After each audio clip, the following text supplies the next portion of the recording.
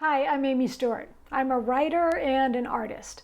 I love to draw the world around me in a sketchbook, and I especially like to take a sketchbook with me when I travel. But I've noticed one of the things that we overlook when we're doing travel sketching or urban sketching is interiors. Think about it, when you travel, or just even when you're out and about in your own hometown, your everyday life, you're inside all kinds of interesting spaces.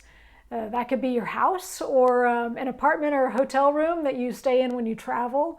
Maybe it's an art museum or a cathedral or the cafe where you have your morning coffee.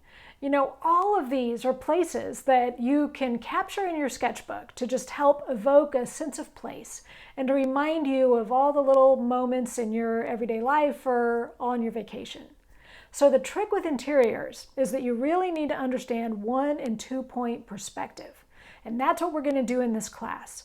We'll start with simple 1-point perspective, where all the lines in a drawing converge to a single vanishing point. You might be used to doing this outdoors on the street, but we're going to work on applying those techniques indoors as well, because even the furniture in a room can follow these perspective lines.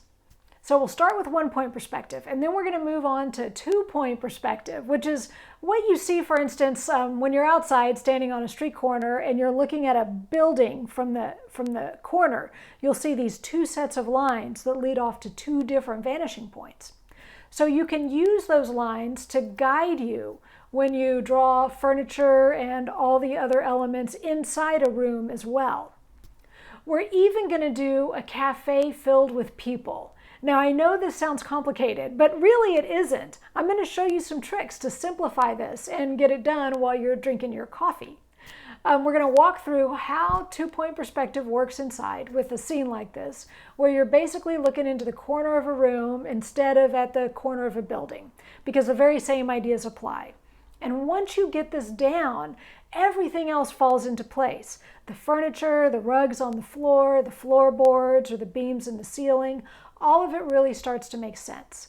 So by spending a little extra time on the drawing and really nailing this, then you can relax and be creative and playful with ink or watercolor, markers, colored pencil, whatever you want to use. Now, we're going to work from photos in this class, but the idea is that you'll learn how to create quick, simple sketches that you can absolutely do on location. All right, I have a lot of different examples and techniques to show you, so let's get started.